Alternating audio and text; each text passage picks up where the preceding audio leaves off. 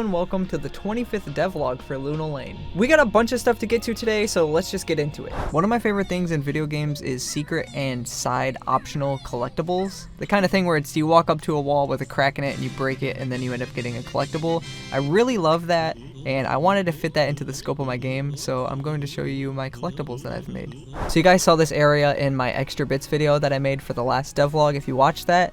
And I said I wasn't going to read this bookshelf over here, but I'm going to read it now. Finding treasure. When exploring, it is important to know the art of finding treasure. Treasure can be hidden in plain sight, but also can be hidden from view. Some treasure is even hidden behind walls. To find this treasure, look for sparkles on walls, and if you see some, attack. Keep in mind, you must be close to a wall to see the sparkles. So with this information, you can now start to think, oh, I'm going to go around walls and see if there's any secrets around these walls.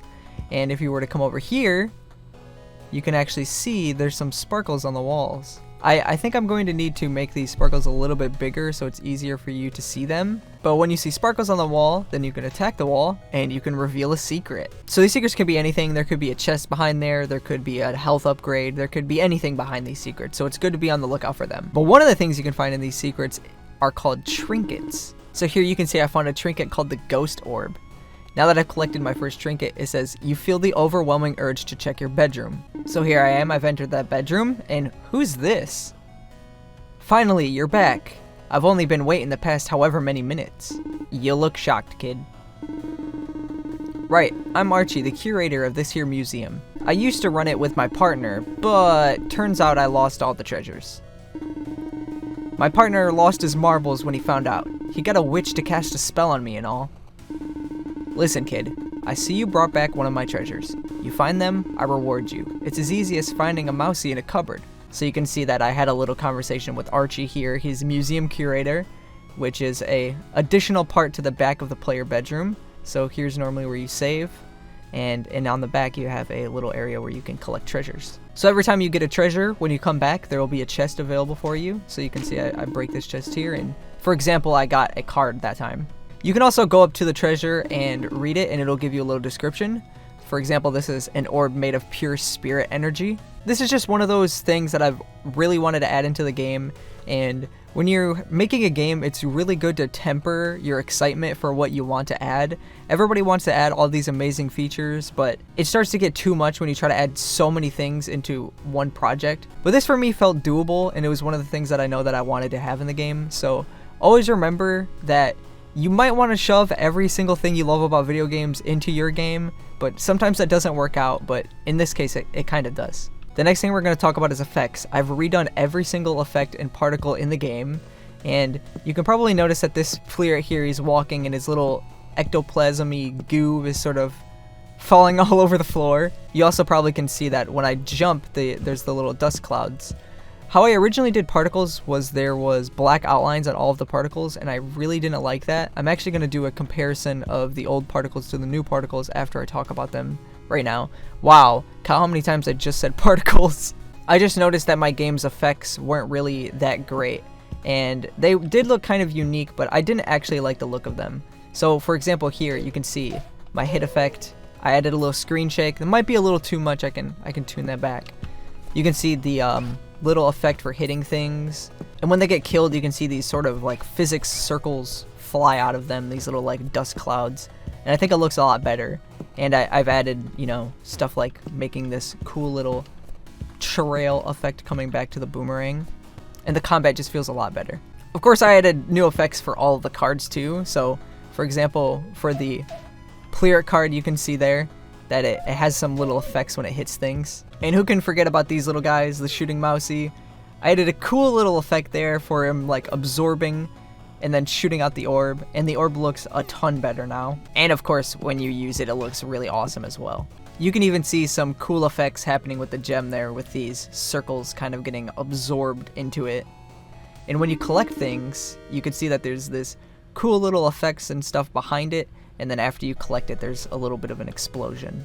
So here we are in the older version of the game. Whoa, we time traveled back in time. And you can see, like, for example, look at the mousey particles. Like, that was the charge effect, was just that, like, weird little, like, explosion thing there. And I just didn't really like the way that the particles were coming along. You can see the trail for the boomerang has that little like circle that sort of gets smaller and it falls down. And when you hit stuff, it just like had these weird X's that appeared. When you killed enemies, these sort of they were supposed to be like puffs of smoke came out, but having the dark outline just made it look a little bit strange, and they didn't blend well together. So you can see like when I used that, you can see the start to changing the particles when I added these little circles that kind of explode outwards. The smoke from when I'm jumping has the black outlines, and I just think it doesn't look as good. It definitely doesn't look bad, but it doesn't look as good. Like here, I'll get the clear it card, and you can see that the stars kind of explode out, and it doesn't look as good. In the current version of the game, it just feels all around a lot better to fight things. And when those little physics particles come out of that enemy when you kill them, it's a really satisfying, and that's all I wanted, was for it to be more satisfying. Another thing that I see in video games a lot that I wanted to add to my game was breakable objects. So you can see here I have this ghost vase, and if you attack it, it'll explode and pieces will go flying all over the place. And I love it, and I just like breaking stuff in environments and games, and I thought, why not just add it to my game? It's awesome and it fits. I think it's really cool. I think you guys will enjoy it because physics is funny. You guys already saw the title of this video. There's a new enemy, so I'll show him off now. He's called the Regalia. He's pretty creepy. He shoots out this projectile that sort of tracks your height, so it sort of homes in on your height. He's going to be a more difficult enemy to fight. And you can see that he appears, attacks, and then teleports to different locations in the room. Honestly, I think he's super creepy. He's sort of got this like smile in the center of his head that opens up into an eyeball. And here, I'll defeat him. Oh no, I lost! Well, that's another thing I was going to show you guys, is that I finally added the game over into the game. And yeah, that guy's kind of hard. While I'm making the walk back, I might as well show you guys the new effect for when you get a card. When you get a card now, these stars explode, and then of course after you collect the card, there's sort of an explosion afterwards. I think it looks really awesome. So now that I return, I can defeat him, and you can see that he sort of like sucks back into himself, and then the eyeball closes into a smile and disappears. I actually really like the sound effects that I made for the Regalia, so I'll let you hear them now. That's the sound for when he teleports.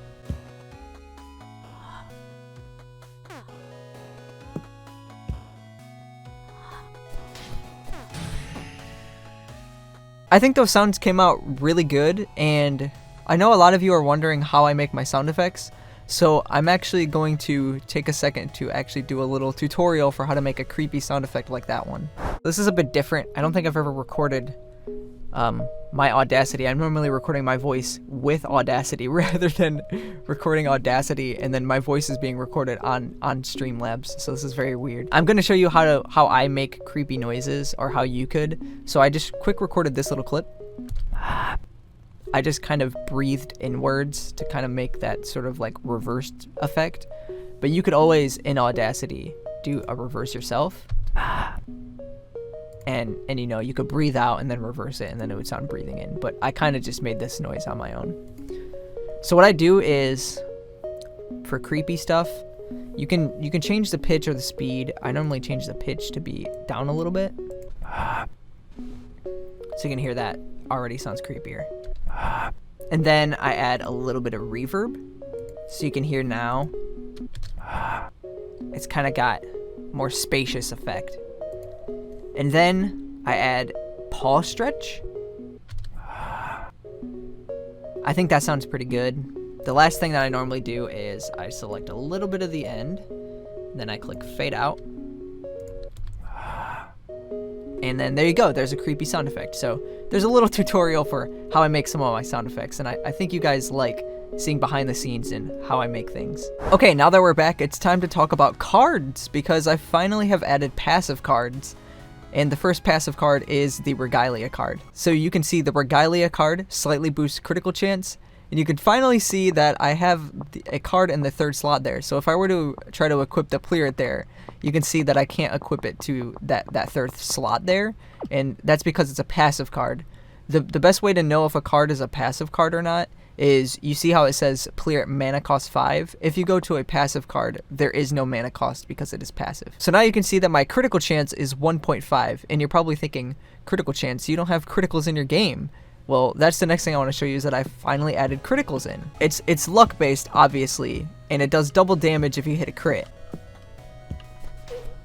There you go, right there was a crit. You can see the star explosion. And I'm not done with the visual effect for the crits, but it does double damage, so instead of 3 hits, that only took 2. Maybe people will try to do builds where they get their crit up as much as they possibly can. There will be crit upgrades that you can collect maybe behind secret walls or things like that.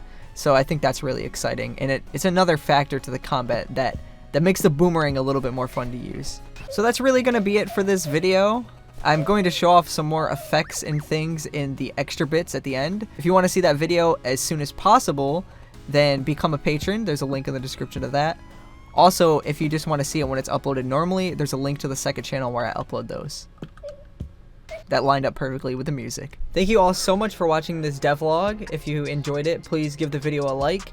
And if you like watching videos like this, why don't you subscribe? Because then you get to know when I make new videos, and you also get to see community posts and things like that. And it also directly supports the channel a lot. My next devlog is going to be a pretty big one, so I hope you guys are excited for that. But that's going to be it for today. As always, I'll see you in the next devlog.